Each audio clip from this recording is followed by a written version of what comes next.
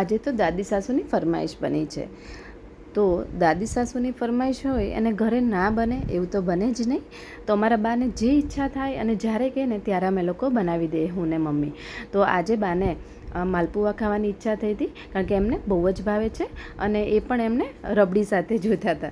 તો અહીંયા આપણે ફૂલ ફેટવાળું મિલ્ક મેં લીધેલું છે 1 લીટર જેટલું. અહીંયા હું બફેલો મિલ્કનો યુઝ કરું છું. તમે કોઈ પણ ફૂલ ફેટવાળું મિલ્ક લઈ શકો, કારણ કે આ રીતનું ફેટવાળું મિલ્ક હશે ને તો જલ્દી રબડી બની જશે. તો એકદમ જાડા તળિયાવાળું વાસણ હોય ને હંમેશા એમાં જ કરવાનું, નહીં તો નીચે ચોંટતી જશે રબડી.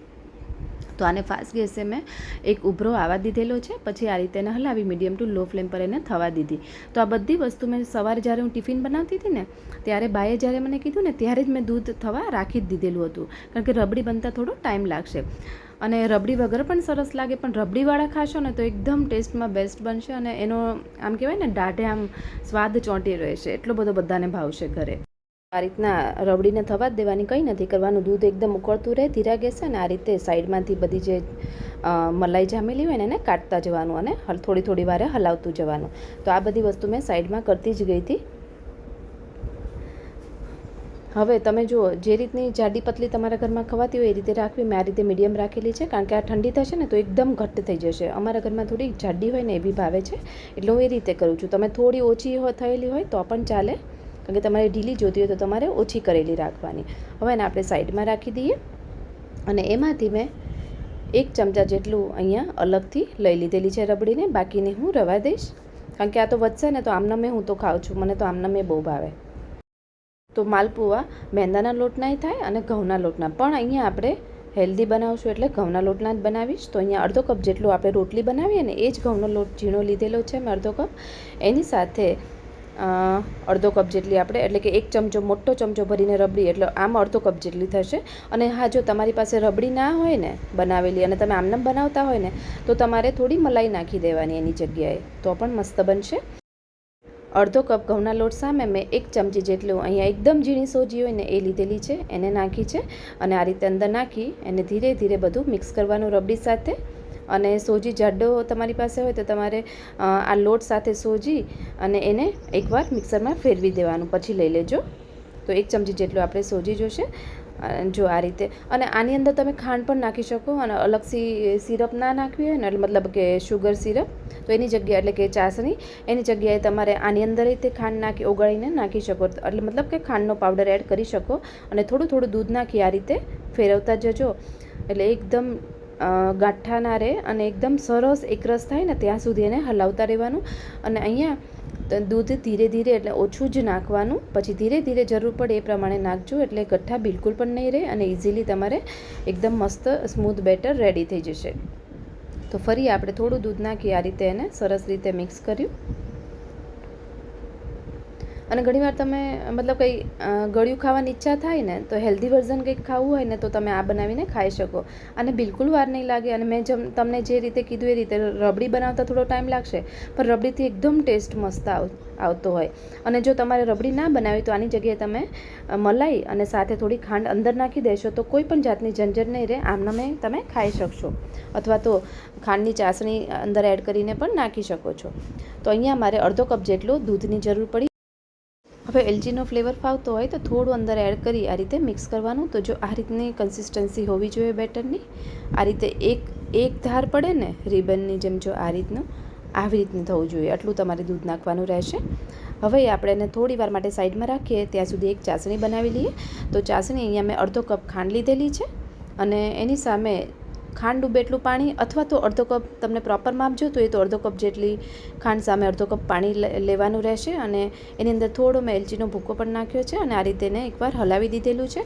અહીંયા કોઈપણ જાતની ચાસણીમાં તાર નથી આવવા દેવાના, આમનામ જ ખાલી ચીપચીપ થાય ને, એટલે કે ચોંટે ને એવું થાય, અને ખાંડ એકદમ ઓગળે ને ત્યાં સુધી. સાથે ટેસ્ટ અને ફ્લેવર માટે થોડું કેસર એડ કર્યું છે, એનાથી ટેસ્ટ બહુ મસ્ત આવતો હોય છે. તો જો આ રીતે એકદમ સરસ ઓગળી ગઈ છે ખાંડ ને, જો આ હાથ ચીપકે ને એવું લાગે છે મને, તો આ રીતનું થવું જોઈએ. તો આને બિલકુલ વાર નહીં લાગે, આપણે કોઈ પણ જાતનો તાર કરવાનો નથી. તો આ ટાઈમે ગેસ બંધ કરી દઈએ અને સાઈડમાં રાખી દઈએ. હવે ફટાફટથી માલપુઆ ઉતારી લઈએ. તો માલપુઆ બનાવવા માટે અહીંયા મેં ઘીનો યુઝ કર્યો છે. અહીંયા હું થોડુંક જ ઘી લઉં છું. તો આ રીતે પોળું વાસણ હોય ને એકદમ આમ ફ્લેટ એવું લેજો, જેથી કરીને ઓછા ઘીમાં સરસ થઈ જશે. કારણ કે આ ઘી પડ્યું રહે તો પછી બહુ દિવસ ના રાખી શકે એમ, તરત જ વાપરી લેવું પડે. એટલા માટે મેં થોડું જ ઘી લીધેલું છે અને આ રીતે ધીરે ધીરે હું માલપુઆ અંદર એડ કરતી જાઉં છું, પુડલાની જેમ. જે રીતે આપણે પુડલા બનાવીએ કેવી કન્સિસ્ટન્સી રાખીએ, ઘઉંના લોટના પુડલા હોય એ રીતનું થશે. તો આને તમે લોઢીમાં, જો તમારે આમનામ ઓછા ઘીમાં કરવા હોય ને તો તમે લોઢીમાં પણ એને કરી શકો છો, જે રીતે પુડલા બનાવીએ એ રીતે જ. અને એને ઘીથી તમારે થોડું કરવાનું રહેશે, એમ ઘીથી શેકવાના રહેશે. તો અહીંયા હું ઘી ઉપર ઓછું છે એટલે આ રીતે ઉપર થોડું નાખું છું, જેથી કરીને ઉપર સરસ ફૂલી જાય. અને આને બીજા જારાથી એને થોડો સપોર્ટ મળે ને એ રીતે એને એક સાઈડ થાય પછી બીજી સાઈડ વાળી દઉં. અને આને આપણે મીડિયમ ફ્લેમ પર કરશું, એકદમ લો ફ્લેમ પર એ નહીં અને હાઈ ફ્લેમ પર એ નહીં કરવાના. થોડા લાઇટ બ્રાઉન જેવા થાય ને ત્યાં સુધી થવા દઈશું. તો આ બિલકુલ પણ કાચા નહીં રહે અને એકદમ ટેસ્ટી બનશે. ઉપરથી આ રીતે પ્રેસ કરતો જવાનો બીજો જારો અને સરસ એકદમ સોફ્ટ બનશે. તો જો આ રીતનો કલર આવવો જોઈએ. પછી ત્રણેય આપણે એકસાથે જેટલા આવે ને 3 થી 4 નંગ એટલા તમારે એકસાથે રાખી દેવાના અને 2 જારા અથવા તો ચમચાની મદદથી આ રીતે વધારાનું ઘી બહાર કાઢી દેવાનું દબાવીને. તો મેં તમને કીધું પહેલાં એમ જ કે આમાં બિલકુલ પણ બનાવવામાં વાર નહીં લાગે અને ખાવામાં તો બહુ જ મજા આવશે. તો એકવાર આ રેસીપી જરૂરથી ટ્રાય કરજો. અને ગરમ ગરમમાં જ તમારે ચાસણીની અંદર એડ કરી દેવાના છે અને થોડી વાર માટે પલળવા દેવાના છે. જ્યાં સુધી આપણે બીજા બનાવીએ ને ત્યાં સુધી આપણે આ પલળવા દઈશું, પછી એને કાઢી અને બીજા અંદર એડ કરવાના. અને જો તમને એવું લાગે કે ચાસણી વહેલા બનાવી દીધી છે તો થોડી તમારે ગરમ કરવાની અને પછી અંદર એડ કરવાના, એટલે એકદમ અંદર સુધી સોફ્ટ અને આમ રસદાર થશે એમ. તો પહેલાં આપણા માલપુઆ પલળે છે ત્યાં સુધી આપણે બીજા, અહીંયા મેં અત્યારે નાના નાના કર્યા છે. અહીંયા તમે નાના મોટા ગમે તે કરી શકો. તો અહીંયા નાના નાના મેં 4 કર્યા છે, પહેલાં થોડા મોટા કર્યા હતા. તો આને પણ બે સાઈડ આપણે ફેરવી અને આ રીતે દબાવી ઘી વધારાનું કાઢી અને કાઢી લેવાના રહેશે. હવે આપણા પહેલાં માલપુઆ તો બનીને રેડી થઈ ગયા છે, તો એને આપણે અલગ કાઢી લઈએ. તો આને આપણે ડીશમાં કાઢી લઈએ. અંદરથી એટલા બધા જ્યુસી બન્યા છે ને અને એકદમ સોફ્ટ ને ટેસ્ટમાં તો એકદમ એક નંબર, એમ જોઈને જ ખાવાની ઈચ્છા થઈ જાય ને એવા બન્યા છે. અહીંયા રબડી વગર તમે આમનામ પણ આને ખાઈ શકો, પણ રબડી સાથે ખાજો એકવાર જરૂરથી, બહુ જ મજા આવશે બધાને. તો જો આપણા બનીને રેડી થઈ ગયા અને બીજા મેં અંદર એડ કરી દીધેલા હતા, તો એને પણ આપણે અલગથી કાઢી લઈએ. તો આને સર્વ કરીએ હવે. તો જો તમે પણ આ રીતે માલપુઆ બનાવતા હોય અને જેના ફેવરિટ હોય ને એ કમેન્ટમાં જરૂરથી એનું નામ કહેજો મને. તો મને પણ ખબર પડે કે મારા કયા વ્યુઅર્સને માલપુઆ બહુ ભાવે છે અને કયા સિટીમાં આ બહુ ફેમસ છે એ પણ મને જરૂરથી કહેજો. ને ઉપરથી આ રીતે મેં રબડી નાખી છે. અહીંયા હું જાડી રબડી રાખું છું, તમે થોડી ઢીલી રાખવા માગતા હોય તો એ પ્રમાણે તમારે કરવાની રહેશે. અને આ રીતે ઉપરથી થોડા અહીંયા પિસ્તાની કતરણ એડ કરેલી છે. તો કોને કોને જોઈને ખાવાની ઈચ્છા થઈ ગઈ એ પણ મને કમેન્ટ જરૂરથી કરજો. અને મારા વિડીયો તમારા જીવનમાં થોડા પણ યુઝફુલ થતા હોય તો મારા વિડીયોને લાઇક, શેર અને સબસ્ક્રાઈબ ચેનલને જરૂરથી કરી દેજો. તો આને હું એકવાર ટેસ્ટ કરાવું તમને પણ, કે મારા તો બહુ ફેવરિટ છે અને અમારા બાને તો બહુ જ ભાવે છે. તો બા તો ખાઈને બહુ જ ખુશ થઈ જશે આજે તો. તો જો આને આ રીતે ખાવાના રહેશે. મોઢું ખોલો, બધાનું મોઢું મીઠું કરાવી દઉં.